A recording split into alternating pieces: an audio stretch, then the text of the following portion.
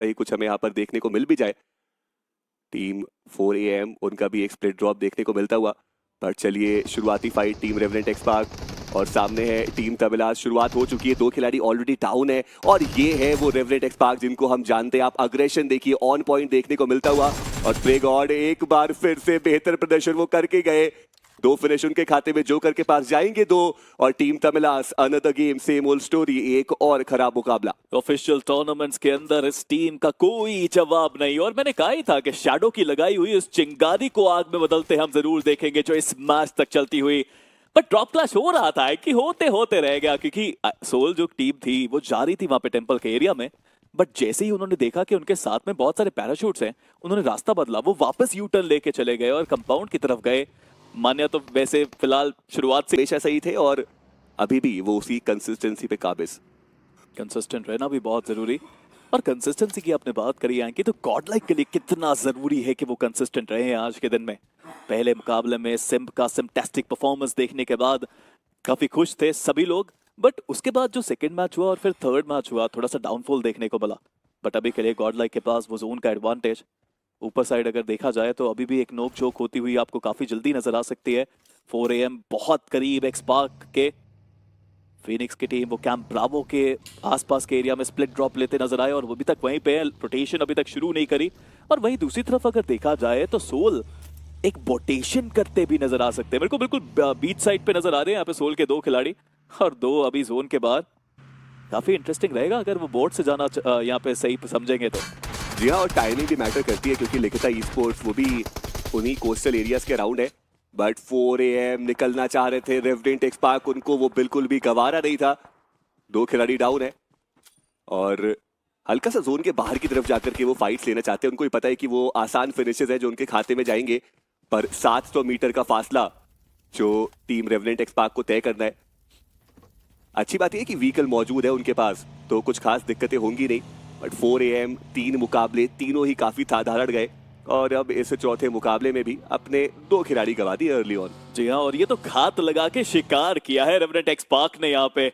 मुझे लगा बोर्ड से जाएंगे बट नहीं यार, यहाँ तो तैराकी की जा रही है। सानोक के इस मुकाबले के अंदर स्विमिंग करके पहुंचने की चीज है। और सबसे बड़ी बात है यहाँ पे है कि इसका फायदा पता है क्या मिल सकता है कि आपके अपोनेंट को आवाज नहीं आएगी गाड़ियों की, आपको उनको पता नहीं चलेगा कि यहाँ पे कोई प्लेयर्स आ चुके हैं। ये सरप्राइज कर सकते हैं 2 प्लेयर्स सोल के अपने अपोनेंट्स को। वैसे इनके अपोनेंट्स की बात की जाए तो लिखिता ई स्पोर्ट्स ही है, वो ब्रिज ब्लॉक कर रहे हैं, उनको अंदाजा तक नहीं कि उनके शिकार तो कहीं और से आते हुए। ये एक मास्टर स्ट्रोक भी साबित हो सकता है, जैसा कि आपने बोला कि फुटस्टेप्स वहां पर आएंगे नहीं और ऐसे में काफी बढ़िया वो ऑफ गार्ड एंगल जो है वो क्रिएट किए जा सकते हैं और वहां से वो अगर नॉक्स आते हैं फिर दिक्कतें बढ़ेंगी लिखता ई स्पोर्ट्स की भी। बट चलिए अब तो जोन के शिफ्ट का समय हो चुका है और देखना ये कि सर्कल किसके खाते में। एक साउथ ईस्टर्न हार्ड शिफ्ट हमें देखने को मिलता हुआ जहां पे टीम वर्सेटाइल वो लगभग सेंट्रल एरियाज के राउंड हमें देखने को मिल जाएंगे। एक बड़ा स्प्लिट था और अब वो रियूनाइट भी हो चुके हैं, मगर केनाइन के लिए भी एक बड़ा चैलेंज है। और हमने स्पीरो ये एक डिफरेंस देखा है अगर आप वीक 1 की बात करें जहां पे हमने टीम्स को खेलते हुए देखा और अब जब हम अपने तीसरे चौथे हफ्ते की तरफ बढ़ चुके हैं कि सैनहॉक पे कंपैरेटिवली लेट रोटेशन करने वाली टीम्स की संख्या तो बढ़ी है। देखिए बड़ी जरूर है बट वो लेट रोटेशन उतना लेट रोटेशन नहीं जो पहले हुआ करता था, क्योंकि अब आप हील बैटल नहीं कर सकते। और पता है लेट क्यों भी आना चाहते हैं यहाँ पे प्लेयर्स, क्योंकि पहले कुछ जोन्स बहुत छोटे हो गए हैं, उसके बाद वाले जोन्स पहले के मुकाबले डिसेंट साइज के हैं, तो आप लेट रोटेशन करके एजेस पे जगह बना सकते हैं। बट टाइमिंग उसके लिए बहुत इंपॉर्टेंट आपके लिए। वहीं गॉडलाइक की बात करी जाए सेंटर के आसपास ये टीम, अगर मैं कहूँ ये जोन पूरा VXT एंड गॉडलाइक का है तो गलत बिल्कुल भी नहीं होगा। हालांकि मैं एक और टीम को देख पा रहा हूँ जो काफी करीब वहां पे पहुंच चुके हैं। आई थिंक वो मेडल की लाइनअप है। जी हाँ, वो मेडल की लाइनअप है जो केव के आसपास, उनके पास भी वो जोन का एडवांटेज पर सोमराज के द्वारा स्पॉट किया गया उन्हें। वही दूसरी तरफ लेजेंड उन्होंने वाइपर को डाउन किया। 4 AM के बाकी के 2 प्लेयर्स जो सर्कल के अंदर जाना चाहते थे वो भी एंट्री को डिनाई किया गया है। सिम थोड़ा लो 1 HP और जॉनथन उनके खाते में 2 फिनिशेस जाते हुए नजर आ रहे हैं। देखिए जब आप सेंटर में होते हैं तो आप सेंटर ऑफ अट्रैक्शन भी बनते हैं और वहां पर आप किस प्रकार से रेजिस्टेंस निकालते हैं, वहां पर आप किस प्रकार से किस माइंडसेट से खेलते हैं कि आप फिनिशेस के लिए जाएंगे या फिर आप सिर्फ सेंटर को होल्ड करके बैठेंगे, ये सब कुछ बहुत ज्यादा मैटर करता है। और अभी के लिए टीम गॉडलाइक ऐसा लग तो रहा है कि वो फाइट्स लेने के लिए जाना चाहते हैं। देखिए कि हमने रेकनिंग को देखा है, उन्होंने बहुत अच्छा खेला, मुझे इंटेंट काफी अच्छा लगा, लेकिन फिर आप जब ओवरऑल स्टैंडिंग पे देखते हैं ना तो उनके पास अंक नहीं है। यही दर्शाता है कि हाँ बहुत अग्रेसिव हो, हाँ अच्छी रोटेशन आ रही है, सब कुछ बढ़िया चल रहा है, बट आप मैचेस में ज्यादा देर तक टिक नहीं पा रहे हो। ये एक डराने वाला संकेत है, रखने के लिए सुधारना पड़ेगा उनको काफी जल्दी। बट आज फर्स्ट एड देखने को मिल रहे हैं। वहीं दूसरी तरफ team versatile versus team God like, उनकी फाइट इनिशिएट हुई जहां पर सिम डाउन है। रिवाइवल की जिम्मेदारी वो जॉनसन के कंधों पर, और एक स्प्लिट भी है। पंग की बात करें वो थोड़ा सा दूर हमें देखने को मिल जाएंगे, और जोन का अगला शिफ्ट टीम वर्सेटाइल वो जरूर एक एडवांटेजियस सिचुएशन में रहेंगे अगर वो जल्दी से रीयूनाइट हो जाते हो। बट ये क्या सर्कल है यहाँ पर, तो पानी का इलाका भी बहुत बड़ा है। देखिए रियलमी BGS 2025 द ग्राइंड में आपका स्वागत है। ये ऐसे ही जोन बन रहे हैं यहाँ पे पिछले कुछ दिनों से, बट वहीं पे अगर सिंसिनाटी किड्स की बात की जाए, लुक एट देम यार, कैंप चार्ली से निकलने का कोई मौका भी नहीं मिला और उनको चाहिए भी नहीं कि वो यहाँ से निकले। अगला जोन भी यहाँ पे बाई चांस आ गया तो बहुत खुश होंगे वो, बट K9 थोड़ा सा दूर गया है अब जोन उनसे, और फ्यूरी उनका इंतजार करते हुए एक स्प्रे, एक शिकार, दूसरा शॉट, दूसरा शिकार, क्या घात लगा के शिकार किया है। और K9 के प्लेयर्स एक एक करके बेहाल होते हुए, नेट निंजा बॉय के हाथ में, ये नेट कनेक्शन अगर ढूंढेगा तो वैल्यू मिलेगी, लेकिन की एक चीज तो तय है, क्लच करना इन प्लेयर्स को बहुत अच्छे से आता है। जी हाँ, और ओमेगा उनको आप देखिए प्रोन डाउन होकर एक डिफरेंट एंगल पे वो बैठे हुए हैं। 20 जो नॉकड आउट है, उन्होंने भी थोड़ी बहुत इंटेल जरूर ट्रांसफर की होगी, पर वो भी पीछे आ रहे हैं। क्या रिवाइवल पॉसिबल है? But omega the humble IGL वो आगे बढ़ते हुए नजर आ रहे हैं। एक ग्रेनेड अभी भी उनके हाथ में है, लेकिन वो ओपनिंग नॉक निकालना पड़ेगा। पर देखिए दिक्कतें सिर्फ फिनिक्स नहीं है, दिक्कतें तो सर्कल भी है, यहाँ से डैमेज भी आएगा। बट ओमेगा क्या उनके पास वो एंगल है? जी हाँ, उन्होंने स्पॉट कर लिया उस एक खिलाड़ी को, लेकिन timing, it was all about the timing, और ओमेगा की टाइमिंग थोड़ी सी ऑफ। ओमेगा की टाइमिंग ऑफ हुई, वो प्लेयर गलती से गिर गया मुझे लगता है वहां पे, और तभी ओमेगा ने वापस स्प्रे करना सही समझा, बट मान्या खत्म हो गए ऐश के द्वारा। बट ओमेगा की पोजीशन अभी तक पता नहीं था किसी को, और ओमेगा ने इसका फायदा उठा के ऑल टू को डाउन किया। ओमेगा ये सबसे इंपॉर्टेंट बात साबित हो सकता है उनके लिए, बिकॉज कंसिस्टेंसी को खोजते हुए K9 इस सैनॉक तक पहुंचे हैं। बट दूसरी तरफ नकुल नियो को उन्होंने डाउन किया।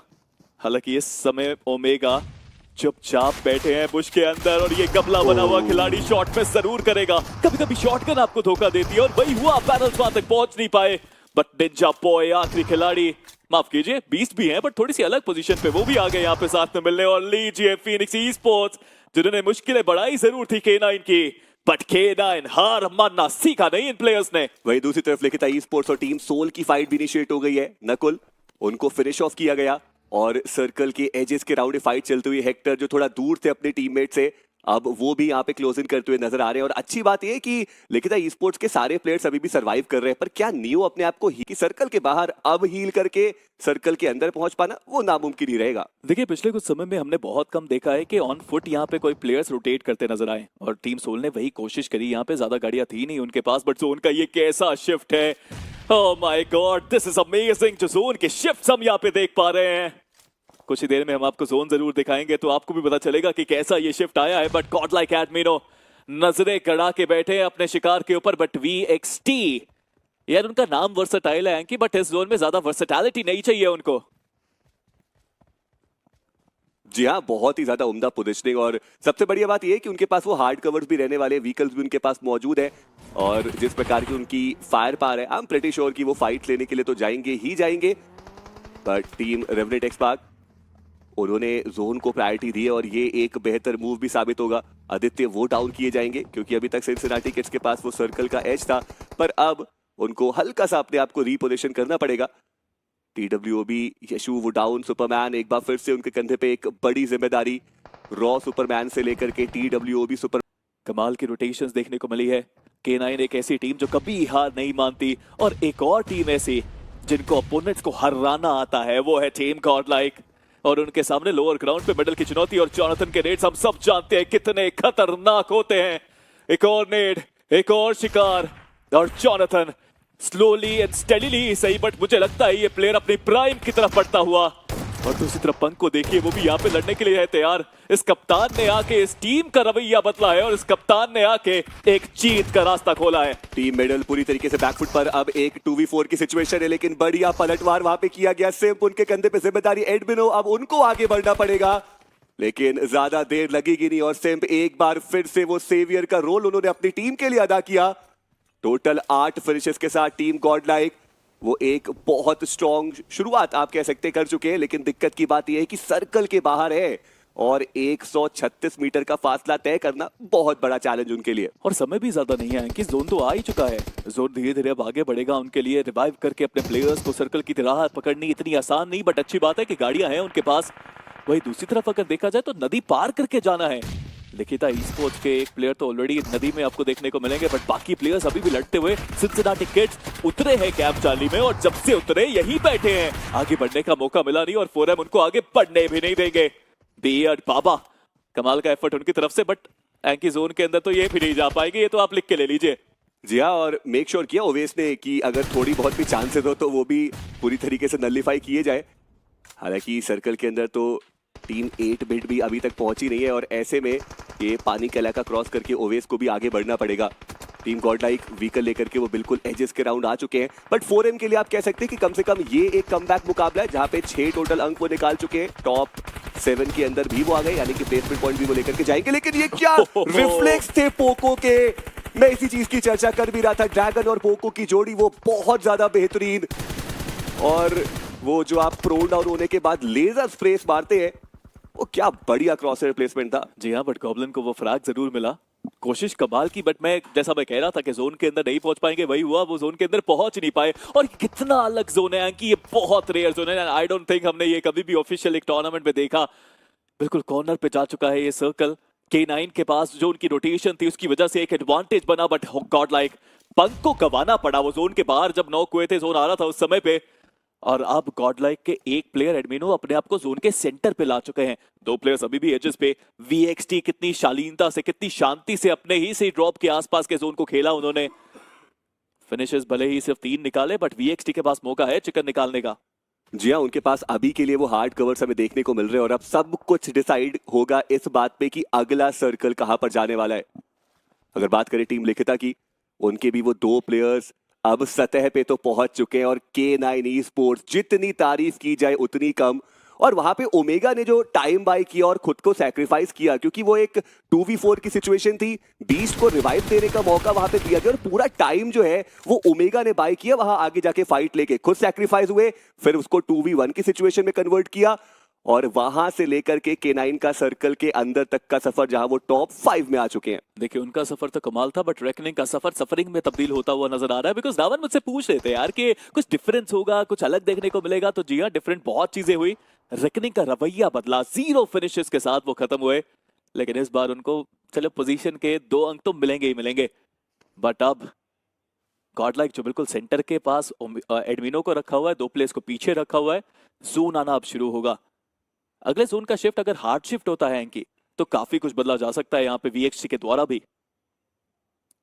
जी हाँ, और चलिए जब आप चर्चाएं कर ही रहे हैं तो फिर इंतजार हो नहीं रहा मुझसे, और ना जोन ही इंतजार करने देगा, तो चलते हैं सीधे जोन शिफ्ट की तरफ। और ये सर्कल एक हल्का सा नॉर्थ वेस्टर्न शिफ्ट दे करके जाएगा, जहां पर एडमिनो बिल्कुल सेंट्रल एरियाज में देखने को मिल रहे हैं।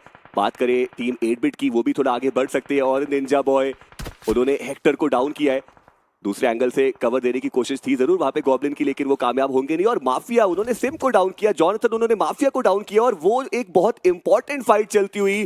पर दिक्कत की बात यह है कि वर्सेटाइल जिन्होंने अभी तक सिर्फ पेशेंस गेम दिखाया है, अब उनके पास मौका है इस चिकन डिनर को अपने खाते में लेके जाने का। जी हाँ, 2 तरफा वार यहाँ देखने को मिल रहा है। जॉनथन अकेले हैं, उनके एक तरफ यहाँ पे VXT देखने को मिलती है, और शॉटगन के साथ यहाँ पे एस पावर दिखाते हुए the Prince of BGMI is back. 5 फ्रैग्स इनके पास, और VXT के लिए ये फ्रैग मशीन और भी ज्यादा वैल्यू निकालना चाहते हैं। स्पॉट तो मुझे लगता है उन्होंने एडमिनो को भी कर दिया है, और नीचे बैठी हुई 8 बिट भी खतरे से खाली जगह पे नहीं है। टॉय को देखिए, एक शानदार नेट, बट एडमिनो सही समय पे रास्ता बदला इन्होंने। जी हाँ, और अभी के लिए मैन एडवांटेज वो टीम वर्सेटाइल के खाते में जाता हुआ। एडमिनो उनके ऊपर भी 2 तरफा वार हो रहा है, क्योंकि अब तो लिखिता ई स्पोर्ट्स के प्लेयर्स भी आगे बढ़ रहे हैं। हेक्टर का वो ग्रेनेड क्या उनको पता है क्या वो सही ठिकाने पे जाएगा? जी नहीं।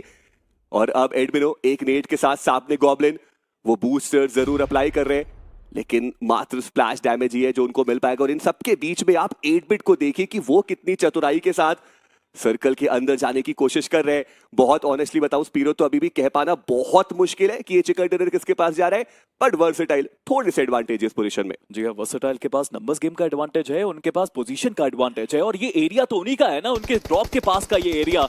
बट सोमराज राज्य स्थापित अपना करना चाहते हैं। हेक्टर बचे हैं आखिरी खिलाड़ी इस टीम के।